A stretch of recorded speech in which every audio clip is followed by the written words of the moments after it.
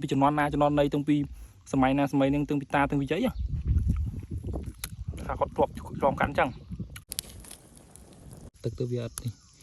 តើអើយអ្នកគ្នាអូនេះណាអូនេះបងប្អូនសាច់ភាពពេលនេះទៅអញ្ចឹងណាបងប្អូនអើយនេះខ្ញុំមិញខ្ញុំភ្លក់មើលហើយណាបងប្អូននិយាយទៅភ្នៅដែលយើងនេះចាញ់ភ្នៅដុតតែម្ដងបងប្អូននេះយល់ខ្ញុំមិនតែរៀងជូរឬក៏វាមិនបងប្អូនកម្មពិតទៅវាកាត់អាជាតិរៀងអូបាយបាទបងប្អូននេះបងប្អូននេះយល់មើលអូនេះអូនេះសាច់ល្អបងអើយនេះអូខេអ្នកទាំងអស់គ្នាឥឡូវយើងចាប់ផ្ដើមស្រាយហើយនេះគឺជាភ្នៅរបស់យើងណាបាទអូហូទាំងចាស់ទាំងទុំអើយនេះមកអូអ្នកគ្នាបងប្អូននេះមកអូនេះអានេះអូបាយបាទបងប្អូនសាច់ឡើងលឿងបាទនឹងដៃនេះទៅមកពីបេះមិញបងប្អូនបាទដាក់នេះសិននេះហើយសាច់ក្រាស់ណាបងប្អូននេះសាច់ណាស់បងអើយនេះហើយជ័រមានតែបន្តិចទេមើលសាក់មកឲ្យថ្ងៃណាចាំមើលសកម្មភាពមួយនេះមានបងប្អូនយើងជាច្រើនក៏ថាឲ្យយើងដុតអូខេអ្នកទាំងអស់គ្នាដោយសារតែថ្ងៃនេះខ្ញុំបានភ្នៅប៉ុណ្ណេះហើយក៏មានបងប្អូនយើងគាត់កំងច្រើនដែរអញ្ចឹងណាហើយអញ្ចឹងក៏ខ្ញុំបេះជូនគាត់តែម្ដងទៅហើយចេះបងប្អូនដោយសារតែមានបងប្អូនយើងគាត់ថាភ្នៅបងដុតទៅអូនដុតក្មួយដុតគេថាឆ្ងាញ់ហើយនឹងស្ងោគាត់ថាឈ្ងុយមើលខ្ញុំសាក់ផ្លែមួយណាក្នុងចំណោមនឹងដែលទុំមានទុំអញ្ចឹងខ្ញុំនឹងដុតសាក់មើលបងប្អូនឥឡូវយើងធ្វើសកម្មភាពតែម្ដងហើយកន្លែងទីតាំងយើងចាំមើលរកកន្លែងបកាត់ភ្លើងអូខេឥឡូវយើងរកអស់រួចសិនបងប្អូនក្នុងព្រៃតែម្ដងមើលសាក់មកទៀតសាច់បងប្អូនភ្នៅ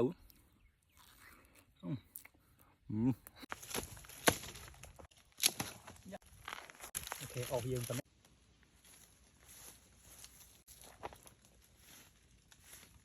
ហ្នឹងហើយចាំមើលអូនេះបែករបស់ស្ដាយណាស់ជាមួយខ្ញុំសេរីណាមួយនេះមួយចង់បងប្អូនខ្ញុំសាក់ដុតហើយមិនងាយដែរទេបងប្អូនទ្រាំទៅយើងបេះបានប៉ុណ្ណេះព្រោះយើងឡើងបេះផងយើងរើសផងហើយភ្នៅបាក់មើលដែរបងប្អូនសិនជាពេលវាទុំនិងពេលដែលវានៅចាស់អីចឹងណាព្រោះមានបងប្អូននេះគាត់ចង់បានច្រើនដែរចង់បានហូបជាពិសេសគាត់រំលឹកពីអតីតកាលរបស់គាត់ដែលគាត់ថាគាត់ធ្លាប់ហូបកាលពីដែរដោយខ្វៀលគោអញ្ចឹងណាហើយដូចតែគ្នាទេបងប្អូនខ្ញុំក៏អញ្ចឹងដែរផ្ដើមរើសយកមើលមួយនេះទីចោះមួយនេះនៅនេះចូលទៅដុតសាក់មើលដុតមិនអីបងប្អូនខ្ញុំសាកដល់អាយ៉ាក្តៅកដៅកុំខំនេះពេកខុសបច្ចេកទេសអ្នកគ្នាសុំអ្នកគ្នាកុំយកគំរូតាមកន្លែងដុតនេះណាសុំបងប្អូនចេះបងប្អូនបែរទៅជាវាយវារៀងបែកតិចហើយចាំដុតវាកុំឲ្យវាផ្ទុះមិញវាផ្ទុះជុបមកជុបវានោះបងប្អូនមើលកតិចវាមកតិចលឿងនេះនេះបងប្អូនជំនួសនេះសាច់តនេះឆ្ងាយគួរសមដែរនេះអូស៊ូមកដែរឆ្ងាយគួរសមដែរមកឈឹបមិញអូដល់នេះទៀតនេះវ៉ាដល់នេះយេឆ្ងាយមកឈឹបមិញមើលឈឹបមិញពីនោះមកបងប្អូនដល់ត្រឹមនេះមកវាផ្ទុះមកឈឹបមិញវាផ្ទុះខ្លាំងទេក៏អូចេញមកបងប្អូននេះយើងជីកទឹកអីមកទេនេះអូមកហៀមកនេះអូមកសាច់ឡងក្រហមមកយើងគិតថាល្មមលើកហ្នឹងក្តៅជាប់អត់ជាប់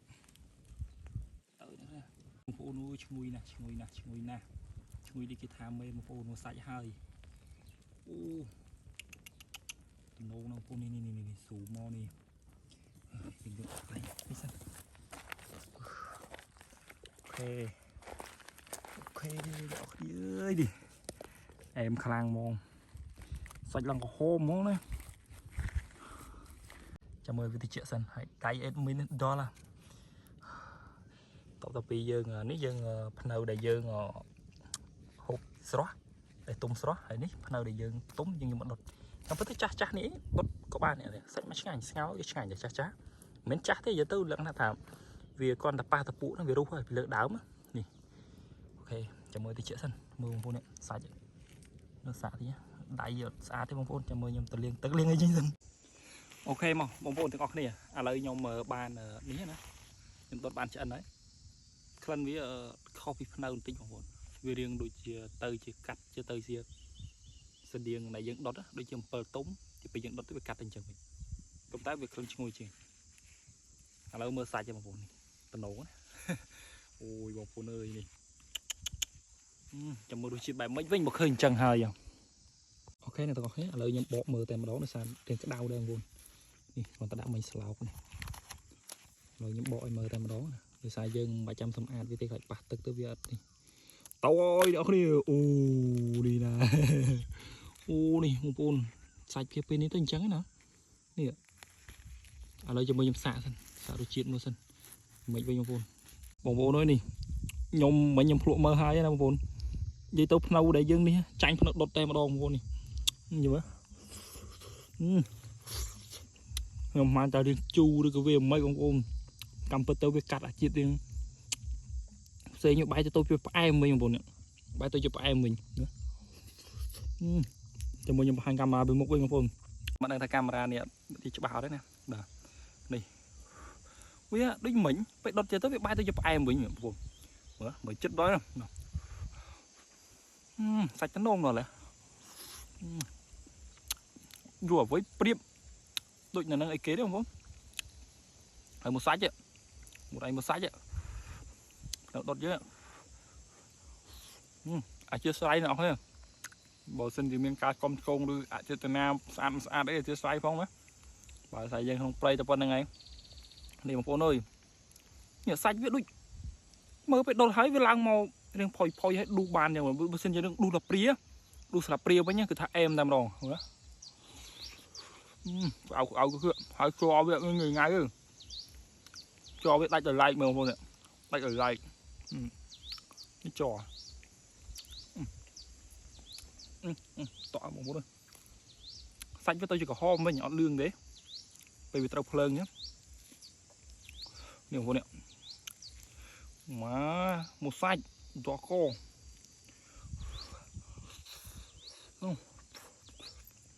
តមួយចង់ក្អែកបងប្អូនចង់អស់ហើយឆ្ងាញ់ហ៎បងប្អូននិយាយទៅនេះគឺថាផ្លែឈើព្រៃមួយនេះឃើញបងប្អូនខ្លះគាត់ថាតំបន់គាត់អស់បងប្អូនខ្លះទៀតគាត់ថានៅមានអ្នកខ្លះគាត់ថាមិនខ្វះទេតែតំបន់ខ្ញុំចង់អស់ហើយមិនអស់luônយកថ្មីទៀតញ៉ាំថ្មីទៀតថ្មីបាក់ដែរបងប្អូនហើយបងប្អូនមើលអត់កើតគឺកាមេរ៉ាយើងដាក់ចឹងនេះជ័រនេះជ័រឆ្កះជ័រចឹងអស់ជ័រពាក់សាច់ម្ដងតសៃស្បែកតសៃនេះបងប្អូននេះសាច់ចឹងនេះបើយើងដុតវាចិត្តផ្ចង់ទេបងប្អូនយើងកុំបខំភ្លើងដូចខ្ញុំថាមិញសាច់វាក្រហមទៀតបើសិនជាយើងកុំបខំវាបើខ្ញុំមិញដុតរៀងបខំដែរអញ្ចឹងបងប្អូនបើយើងមើលលក្ខណៈឆ្អើតែចាក់ផ្ទុះបងប្អូននិយាយហើយចាក់ផ្ទុះមិញផ្ទុះតែវាផ្ទុះផោងឬពីងផោងទៅគាត់ថាវាផ្ទុះ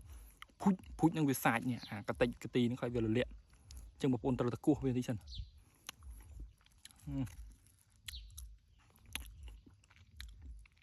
ពេលយើងដុតកន្លែងណាត្រូវរៀងផ្សេងភ្លើងវារៀងល្វីងតិច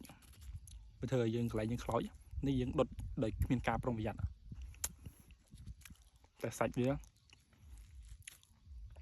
ឆ្ងាញ់បងប្អូនហើយបងប្អូនគិតយ៉ាងណាដែរនៅពេលដែលពេលឃើញចឹង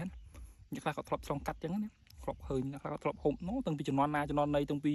សម័យណាសម័យនឹងតាំងពីតាតាំងពីយាយថាគាត់ធ្លាប់ឆ្លងកាត់ចឹងថាគាត់ឆ្ងល់ចុះហ្នឹងប្លែកគេហើយដៃប្រឡាក់ជុំប្លែកវិញបងឆ្ងល់តែប្លែកគេនេះជាប្រភេទផ្លែភ្នៅបងប្អូនហើយអត្ថប្រយោជន៍ដែលខ្ញុំរៀបរាប់ពីមុនហ្នឹងបងប្អូនអាចទៅអុសមើលវីដេអូហ្នឹងបានពីអត្ថប្រយោជន៍នេះផ្លែភ្នៅដើមភ្នៅត្រួយភ្នៅមេឃស្លឹកអីគេឬស្បកអូនិយាយទៅមួយដើមហ្នឹងប្រើការបាននោះហើយអស់សុទ្ធទាំងអស់ទៀត ទាំងផ្លែទាំងអីហើយជ័រវាទៀតបងប្អូននិយាយត្រង់ជ័រភ្នៅដែលនេះកាលខ្ញុំរៀនបឋមសភៅខ្ញុំលហែកខ្ញុំយកជ័រវាហ្នឹងទៅផ្ដិតជាមួយនឹងសភៅព្រោះយើងកាលពីក្មេងហ្នឹងយើងភាគច្រើនណាក្របសភៅពុំយើងរៀនពីមួយចំនួនទៅមួយចំនួនអញ្ចឹងវាមានល្បេះមានដាច់អញ្ចឹងគ្រូគាត់ឲ្យយើងរស់ជ័ររស់អីយកស្គុតរស់អីបិទមានអីបងប្អូនជ័រភ្នៅហ្នឹងឯងបងប្អូនណាធ្លាប់យកជ័រឆ្នោតភ្នៅទៅបិទសភៅកាលនេះខ្ញុំធ្លាប់រៀនសភៅច្រកថងអ្នកណាសភៅច្រកថងខ្លះកាលនេះយើងអត់មានកាបូបនេះចូលរៀនដំបងអញ្ចឹងអូទេតាស់ដើរគាត់គេឲ្យថ្នាក់ទី1ទី2សភៅច្រកថងឡើយអូខេអ្នកនរគ្នាហើយវីដេអូយើងមានប៉ុណ្្នឹងឯងជួបគ្នានៅវីដេអូក្រោយបើសិនជាបងប្អូនពេញចិត្តបាទកុំភ្លេចជួយ comment ក៏ដូចជាបាទចែករំលែកវីដេអូនេះឲ្យបងប្អូនយើងដទៃទៀតបានទស្សនារំលឹកពីអតីតកាលរបស់យើងអ្នកដុតភ្នៅបងប្អូនអរគុណច្រើនបាយ